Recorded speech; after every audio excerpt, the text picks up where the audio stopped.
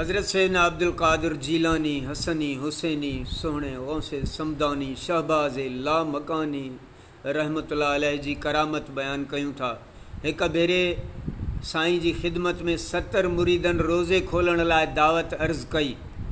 ॾींहुं बि हिको, पर पाण सभिनी खे हाउ कयऊं ऐं हर हिक दावती खे ॿिए जे दावत जी बि ख़बर न हुई। पाण हिक ई वक़्तु हर हिक जे घर रोज़े खोलण जे वक़्तु हाज़िर हुआ ऐं उन सां गॾु दरगाह शरीफ़ में बि हाज़िर आहे। सुबुह जो हर हिकु दावती ॻाल्हि कई त राति रोज़े खोलण वक़्तु सुहिणा साईं मुर्शिद सैयदना अब्दुल कादिर जीलानी रहमतुल्लाह अलैह साहब साईं मूं वटि हुआ।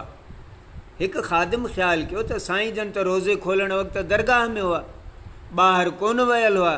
उन ख़ादिम हज़रत साहब खे साईं सुहिणे मुर्शिद खे अर्ज़ु कयो, साईं त हीअ ॻाल्हि कीअं आहे? पाण फरमे ते सभु सचा आहिनि, मूं सभिनी जी दावत क़बूल कई हुई ऐं सभिनी वटि हाज़िर बि हुयुसि।